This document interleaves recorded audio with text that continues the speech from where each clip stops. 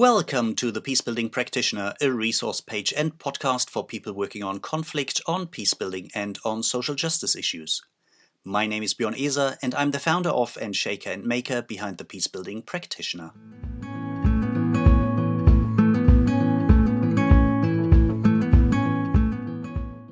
And today you are listening to the fourth episode of Season 2 of the Peacebuilding Practitioners podcast. In episode number 4, Antonia explores tested ways to avoid over-simplification while maintaining clarity in complex and often messy conflict situations. But enough from me, let me hand over to you, Antonia. Welcome.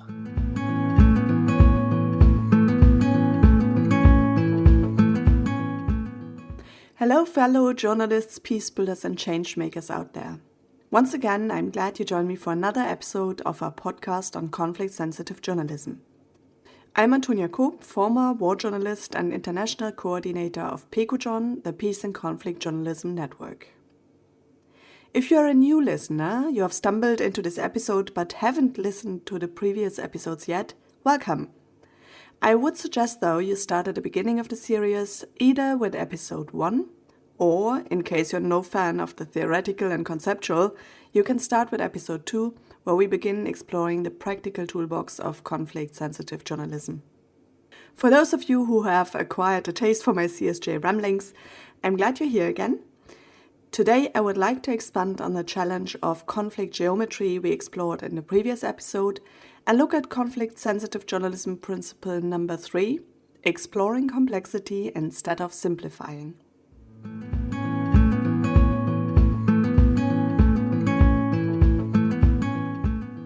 Let's start with a brief recap of our last episode. We talked about the second principle of conflict-sensitive journalism, one that gives us one of the most important tools in our CSJ toolbox, the geometry of conflict. I described to you how journalists often fall into a trap created by their own assumptions that many of us share. We tend to believe that conflicts consist of two parties who fight over one particular issue. Jake Lynch called this mental model two-party geometry. Two-party geometry means we think of conflicts as a tug of war or a soccer game. Party A fights Party B for some big prize, the championship trophy, a stretch of land, political control, etc. When journalists have this tug-of-war image in their heads, the consequence is that conflicts get reported in a way that resembles a sports match. The focus of reporting is on the so-called wins and losses, the territory gained or lost, attacks executed, weapons used. The core question that drives the reporting is who will win. Anyone who has been in the midst of conflict knows that this tug-of-war model of conflict is nice and simple, easy to understand, but also totally inaccurate. Conflicts are never simple. They're messy, multi-layered, hard to make sense of. Conflicts are complex. When journalists report conflicts in a way that simplifies the situation to a sports match between two teams, journalists distort the truth. Their reporting is inaccurate. Even worse, such reporting, such framing of a conflict, leads readers and audiences to draw conclusions about the conflict that are wrong and that fuel escalation and violence. That's why our principle number 2 was to always approach a conflict from a perspective of a round table situation.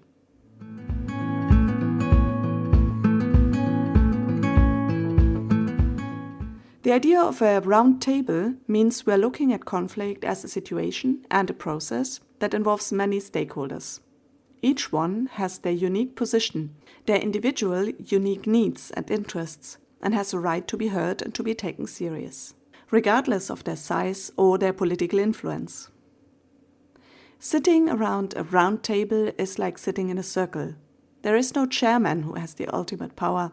There are no sides to join as in a tug of war.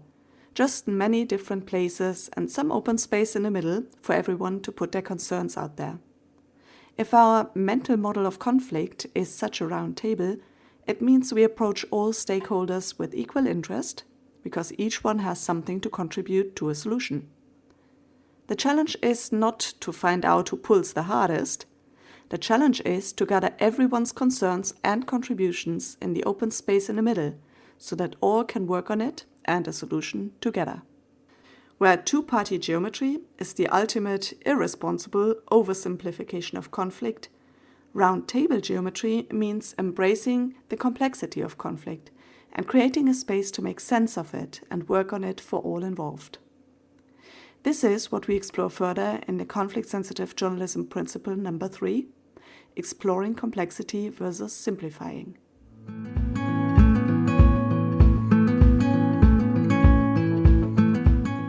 I'd like to share a small anecdote with you.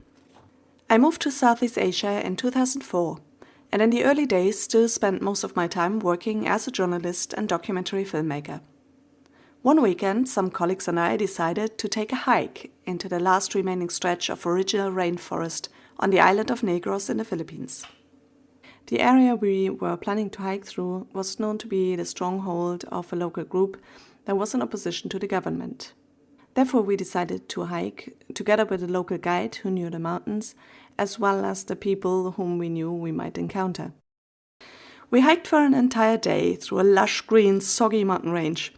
And when we finally set up camp for the night in a mossy meadow, I spent an hour pulling spiky thorns out of both my hands and picking tiny green leeches off my skin. Later that night, over dinner, cooked on an improvised campfire, I quizzed our guide about the local groups. He was very willing to share his insights and his knowledge.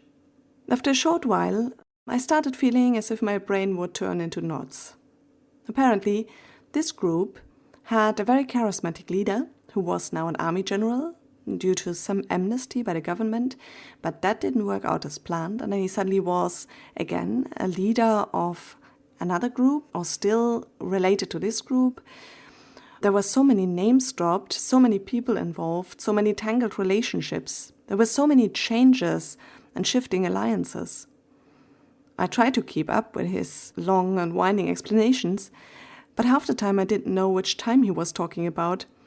And to make it worse, the names of those involved all sounded very similar. I think many journalists are familiar with this. You run an interview and you just try to keep up with the answer that comes as a flood of unstructured information, jumping in time, jumping across names, places, events. You scribble madly and later you look at your notes and you think, oh my God, I did not really get that. How do I make sense of all this?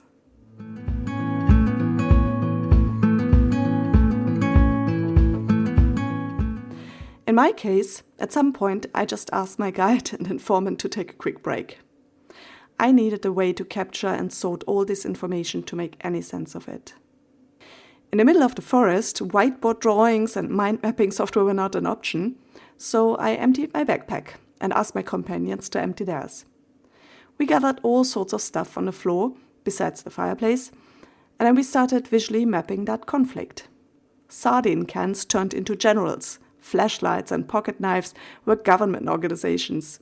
Sticks symbolized the connections.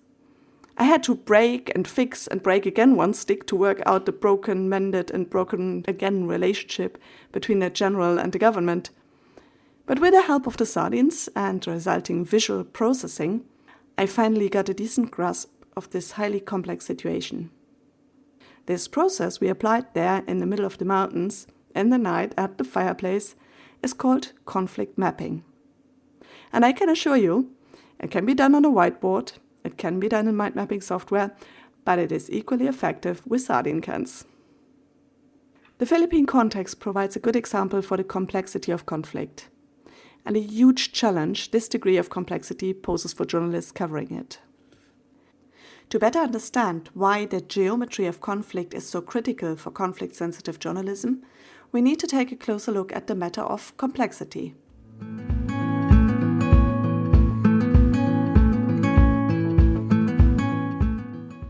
So, what is complexity? Complex matters are different from matters that are merely complicated. If something is complicated, it means we have a lot of pieces that are connected in many ways and affect each other. For example, the power grid or train network. In a complicated infrastructure like that, the connections and the links between parts are many, but they are clearly defined, like the train tracks that link together across the country. The impact of something changing in one part of the grid on the rest is actually predictable. A complex system looks different. There are many parts as well, many components, but how they interact changes constantly. They are all somehow interconnected, but at the same time dynamic. A change in one part does not necessarily affect the attached parts, but can cause a ripple effect throughout the entire system. You may have heard about the legendary butterfly effect. That's how conflicts work. We have many stakeholders. One fraction might be allied with a particular group today, but tomorrow something happens that changes their alliance. Since this happens in a complex system, such a change may tip the power balance in an entire nation, affecting stability, safety, food security, you name it. Predicting this is nearly impossible because the web of dependencies and connections is so multi-layered and dynamic that we can always just capture a glimpse of the status quo and then it has already changed again.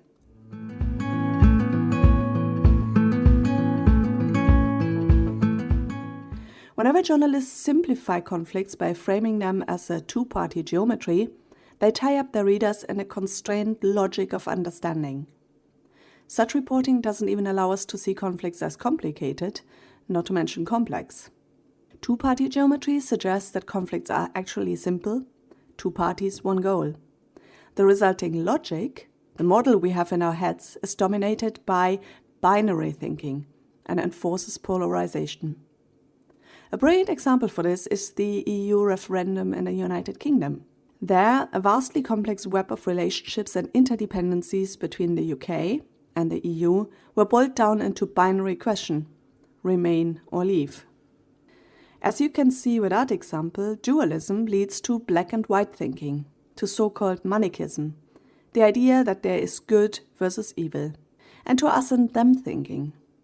Us must be the good guys, so they must be the bad guys, and so any means to defeat them are justified. All these are natural elements of this common two-party conflict logic. The consequences we can see in the UK today. A divided nation, one half suspicious of any external influence, be it the EU as an institution or immigrants in general, the other half feeling deprived of their chance to be part of a greater connected world, be it through free movement or access to a Europe-wide market for goods and labor. Both blaming each other for the status quo, and some profiteers, as there are always those who know how to reap the rewards of conflict. UK media played a major role in propagating the divisive narratives that drove the UK referendum and its aftermath, of which the true fallout is yet to be seen.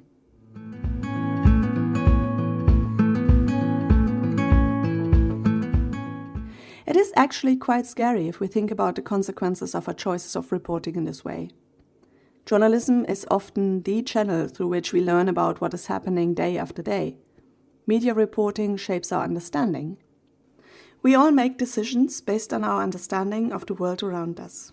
If our understanding is that there is a ruthless, evil enemy out there who wants to take something we don't want to give up, we will gear up for battle. And when that battle commences, violence becomes an acceptable means to defend what we cherish.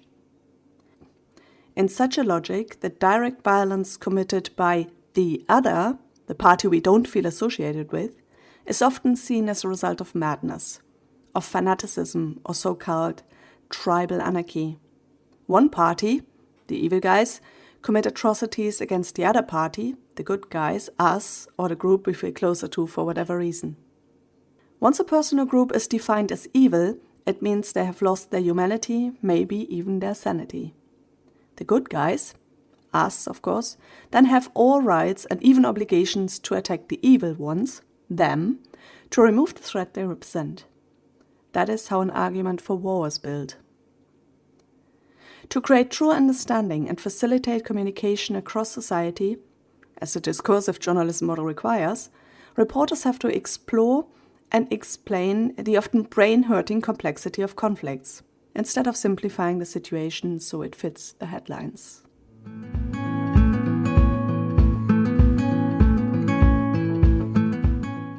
Not an easy task, I know. So how do we do that? Well, first, there are some key questions that can guide us. Who are the stakeholders? What is each of their unique point of view?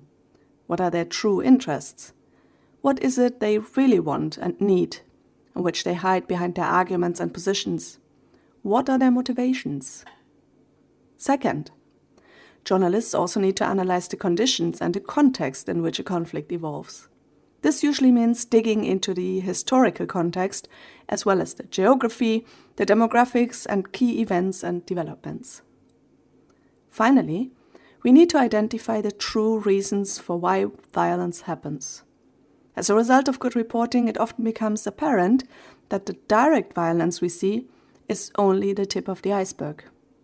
That is rooted in invisible structural and cultural violence, and isn't simply an outburst of the madness of an evil villain. Conflict-sensitive journalism uses a lot of tools derived from conflict analysis to help us capture complex information and structure it so we can work with it. We use conflict mapping to analyze the stakeholders involved in conflict and their connections with each other. We use timelines to explore how a conflict has evolved throughout history and how it has escalated and de-escalated. We use the conflict layer model, or the onion, as a reminder that behind the positions the conflict parties state are hidden interests and needs, and that they are what truly motivates all stakeholders' actions. We will explore these tools later in depth because they represent key principles in our CSJ toolbox. Also, later on in this podcast series, we'll explore the question of how to report violence in greater depth. There is a conflict-sensitive journalism principle focusing particularly on that very critical question.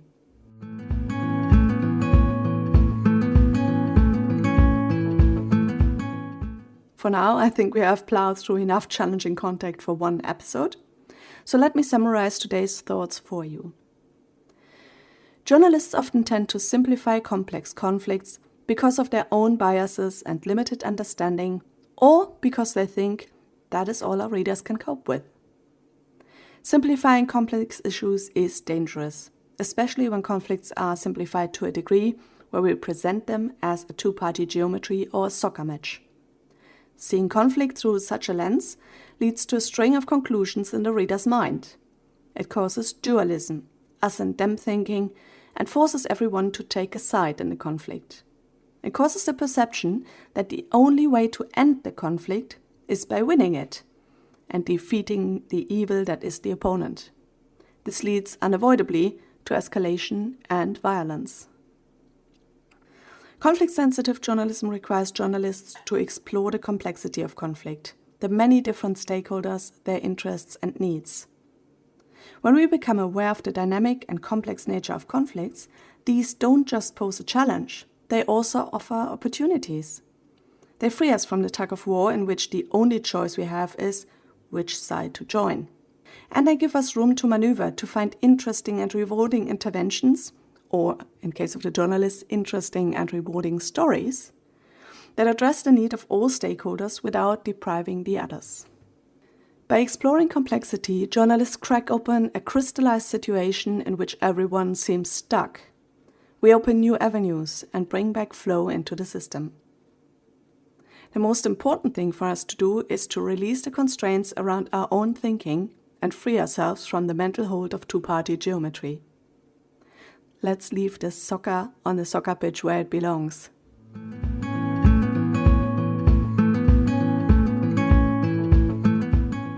With this, we have already reached the end of our 4th episode. I know, this is quite heavy stuff, and even my head feels a little stretched now. Don't worry about it, just let it sink in and observe the media reporting of conflicts over the coming days. You will see all of this reflected there, and with some practical examples you will realize what I have been discussing here. In the next episode, I will look some more at the role of journalism. This time, we will go beyond the fundamental question, why does journalism exist? We'll look at how our understanding of the journalist's job leads to day-to-day decision-making in the newsroom. Thanks for listening, and I hope you'll join me again next time. In the meantime, keep the great work up wherever you're listening from. And as always, stay safe and sane.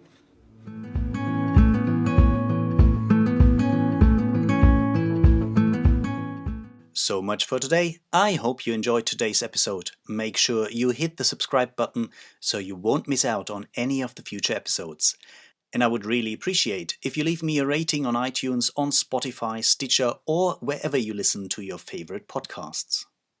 If you want to learn more about the Peacebuilding Practitioner, head over to my webpage. That's www.thepeacebuildingpractitioner.org, where you find plenty of articles from practitioners for practitioners. And if you want to dive even deeper into this field of work, join us for one of our online courses. If you want to learn more about that, just get in contact with me. You find the contact details in the show notes or on my webpage.